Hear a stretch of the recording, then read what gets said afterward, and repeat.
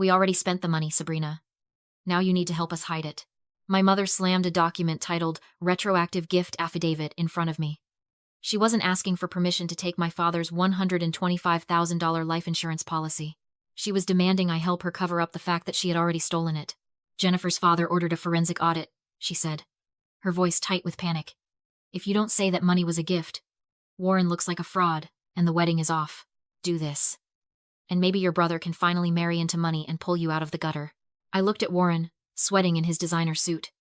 I didn't scream. I simply picked up the pen and signed. They thought I was saving them. They didn't know I was just authenticating the evidence for their prison sentences. Have you ever been asked to cover up a lie to save a family member's reputation? Tell me your story in the comments. My name is Sabrina, and I am 32 years old. In my day job as a supply chain executive for a global food conglomerate, I manage crises that cross oceans. I move perishable goods through war zones and hurricanes. I am used to high pressure, tight margins, and people lying to me about delivery times. But 2 years ago, when my father died, I wasn't an executive. I was just a grieving daughter, exhausted and desperate to keep my family afloat. That was the year I learned that grief is the perfect cover for embezzlement. While my brother Warren was too emotional to handle the details, I took a leave of absence to manage everything. I spent my days arguing with hospice nurses and my nights staring at spreadsheets, trying to reconcile my father's end-of-life care with his dwindling bank account. I was sleeping 4 hours a night, running on caffeine and duty. It was during one of those sleepless nights, a week after the funeral, that my mother came to me. She was weeping, holding a stack of red-stamped envelopes. "We're drowning, Sabrina," she sobbed. "Your father hid debts, medical bills. If we don't consolidate everything right now, the creditors will take the house. They'll take everything." She put a power of attorney document in front of me.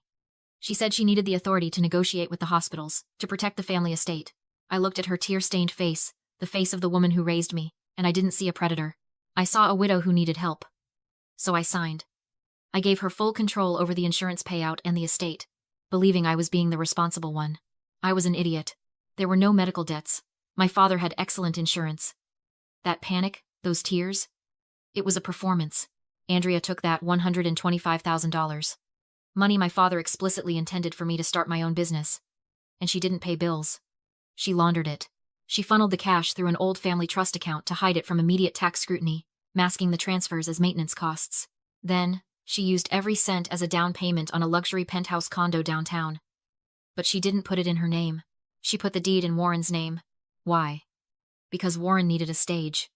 He couldn't just be an unemployed 28-year-old who played video games. He needed to be Warren, the visionary crypto investor. He needed an address that screamed success so he could court women like Jennifer, a private equity heiress whose family owned half the state. While I went back to work, driving a 10-year-old sedan with a rattling muffler and living in a studio apartment to pay off my own student loans, Warren was hosting rooftop parties in a home bought with my inheritance. I remember visiting once, bringing them groceries because Andrea said they were tight this month. I walked in to find Warren popping a bottle of vintage champagne, laughing with his friends about how easy it was to make money if you just had the right mindset.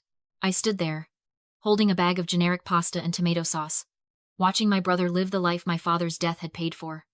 They laughed at my old car. They called me thrifty and risk-averse. They didn't know that while they were playing house, I was beginning to wonder why the numbers didn't add up. They thought they had buried the truth along with my father. They forgot that everything leaves a paper trail.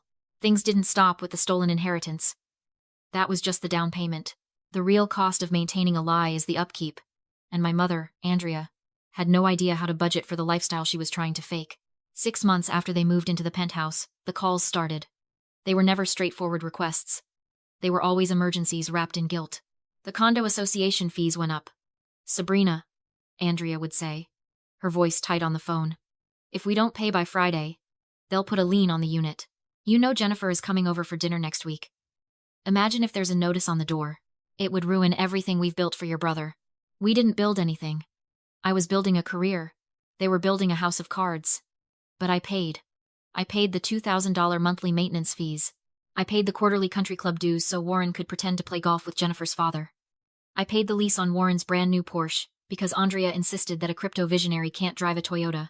I was driving a 10-year-old sedan with a check engine light that I couldn't afford to fix because my paycheck was subsidizing their delusions. I ate ramen in my cubicle while they ate oysters at the marina. I told myself I was being the good daughter. I told myself I was keeping the peace. Then came the Tuesday that changed everything. I was sitting in the break room at work, scrolling through social media, when a post from my sister Beatrice popped up. It was a photo of her lounging on the white leather sectional in the penthouse living room furniture I had paid for. She was holding a glass of rosé, the city skyline glittering behind her.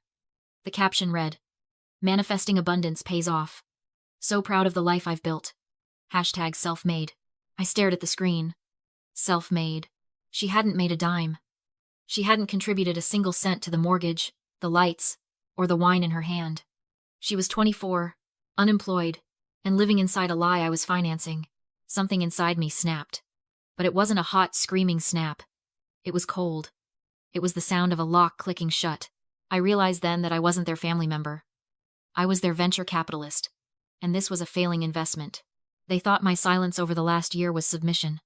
They thought I was the quiet, mousy sister who would just keep writing checks because I was desperate for their approval. They didn't understand the industry I work in. In high-stakes logistics, you don't scream when you see a competitor over-leveraging themselves. You wait. You let them extend their credit lines until they are drowning, and then you acquire them for pennies on the dollar. I looked at that photo, and for the first time, I didn't feel hurt. I felt powerful. Andrea was house-rich and cash-poor. She had burned through the stolen insurance money and was now entirely dependent on my loans to keep the lights on. She was insolvent. I put my phone down and finished my coffee. I didn't leave a nasty comment. I didn't call Andrea to scream about the unfairness. I went back to my desk, opened a fresh spreadsheet, and started typing. I wasn't going to argue with them anymore. I was going to audit them.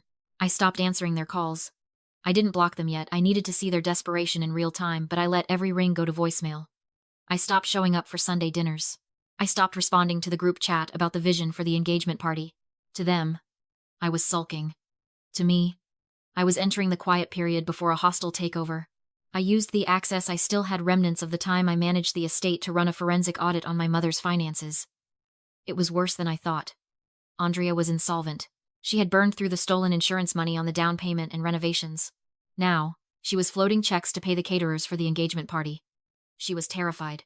If that check to the venue bounced, the wedding was off, and her chance to marry Warren into the billionaire class would evaporate. She needed liquidity, and she needed it fast. I didn't wait for her to ask me for another loan. I beat her to the punch. I incorporated a shell company in Delaware called Nemesis Holdings LLC. It cost me a few $100s and provided total anonymity. On paper, it was a faceless investment firm specializing in distressed assets. In reality, it was just me and a laptop. I reached out to a commercial mortgage broker I knew from my supply chain work, a man named Marcus, who didn't ask questions as long as the commission was good. I gave him a very specific set of instructions. Contact Andrea, I told him. Tell her you represent a private equity firm looking for high-yield short-term loans. Offer her $200,000. Hard money. Fast cash. No credit check. Marcus made the call on a Tuesday morning. I listened to the recording later. You could hear the relief in Andrea's voice when he mentioned the number. She didn't ask why a private equity firm was interested in a residential condo. She just heard $200,000 and saw a lifeline. But I wasn't handing her free money. I was handing her a contract laced with poison. The loan terms were aggressive. High interest, short term. But the kill switch was in the fine print. A confession of judgment clause. It meant that if she defaulted or if she lied on the application, Nemesis Holdings could bypass the courts and seize the collateral immediately. The collateral, of course, was the penthouse. Andrea hesitated when she saw the paperwork. Even she knew that risking the condo was dangerous. I need a day to look this over, she told Marcus. I need to ask Warren. That was the moment to spring the trap. I texted Marcus the cue. I'm sorry, ma'am, Marcus said, his voice smooth and professional. Nemesis has another borrower ready to take this capital within the hour. This is a VIP fast-track deal. If you want the wire transfer to clear before your dinner with Jennifer tonight, I need the signature now. The false urgency worked perfectly. Andrea panicked. She couldn't face Jennifer at dinner with a declined credit card. She didn't call Warren. She didn't read the clause. She grabbed the pen. The digital packet arrived in my inbox 20 minutes later. I opened the PDF, my heart hammering against my ribs, not from fear, but from the thrill of the hunt. There it was. On page 4, the loan application asked for the source of the property's equity. Andrea had checked the box for personal savings and inheritance, legally certifying that the down payment money was hers, not stolen. That was bank fraud. On page 9, there was the guarantor line for Warren, the legal owner of the condo. The signature read Warren, but the handwriting was loopy, frantic, and unmistakably Andrea's. That was forgery. I printed the document and held it in my hands. It was heavy. It wasn't just a loan application anymore. It was a signed confession to federal crimes, notarized and time-stamped. She thought she had secured the funds to impress the billionaire's daughter. She didn't realize she had just handed the deed to her house and her freedom to the daughter she betrayed. The closing was scheduled at Sterling & Associates, a title company that occupied the 45th floor of the city's most pretentious glass needle. The conference rooms had mahogany tables long enough to land a plane on and views that cost more per hour than I used to make in a week. It was the perfect stage for a tragedy disguised as a triumph. I arrived 20 minutes early. I wasn't wearing my usual field gear, jeans, and a safety vest. I was wearing my acquisition armor. A tailored black blazer, stilettos that clicked like gunshots on the marble floor, and a watch that cost more than Warren's car lease. I sat in the lobby, crossed my legs, and waited. At 1:55 p.m., the elevator doors slid open.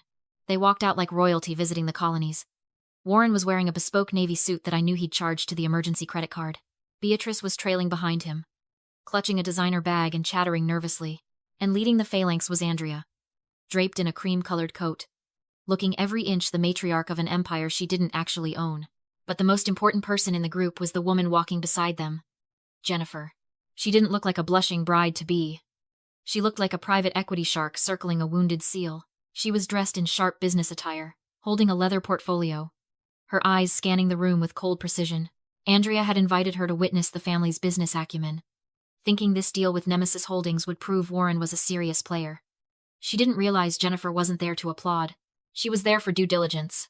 She had been asking questions about Warren's crypto millions for weeks, and today, she wanted to see the ink on the paper. Andrea noticed me first. Her step faltered, shock flashing across her face before fury took over. She stormed toward me, heels biting into the carpet. "What are you doing here?" she hissed. "If you're here to beg or embarrass me in front of Jennifer, I'll have security drag you out." I didn't rise. "I'm not here to beg, Mother." "Then leave. This is a closed meeting for investors. Go back to your warehouse." Warren and Jennifer approached. Beatrice forced a smile, calling me harmless. Jennifer didn't look at her. She studied my watch, my shoes, my posture. "Sabrina," she said coolly. "Are you involved in this transaction?" Andrea laughed too fast. "Of course not. She works in logistics." Gripping Warren's arm, she marched toward the conference room doors, dismissing me as she always had. I waited until they shut. Then I stood, smoothed my blazer, lifted my briefcase. "Actually," I said to the empty lobby, "I'm here for the closing." Inside, Andrea pitched the deal, while Warren sweated. Jennifer scanned the papers, unimpressed. "You said the property was owned outright. Why is there a high-interest lien?" Warren stammered. "Sorry I'm late," I said. Andrea spun around. "Security." Mr. Henderson blinked at his file. "Miss Andrea. This is Miss Sabrina, Managing Director of Nemesis Holdings." The lender. Silence crushed the room. I took the seat across from my mother. "Wealth isn't what you wear," I said calmly. "It's what you control," Andrea whispered. "Your nemesis. And you falsified your application." I slid documents to Jennifer, proof the down payment came from stolen insurance money, and that Andrea had forged Warren's signature. "This isn't family business," I continued. "It's federal fraud." I nodded toward the lobby. "Police are waiting." Andrea went gray. "I have options," I said, placing the deed down. "Jail tonight? Or you transfer the condo to me and walk free." Jennifer stared at Warren. "You stole from your sister to buy my ring?" She ripped it off and dropped it on the table. "I don't marry fraud." Andrea signed. 3 months later, I sold the condo, secured my future, and blocked them all. They say I ruined their lives. I say I reclaimed mine. Say I reclaimed mine. Say I reclaimed mine. Say I reclaimed mine. Say I reclaimed mine. Say I reclaimed mine. Say I reclaimed mine. Say I reclaimed mine. Say I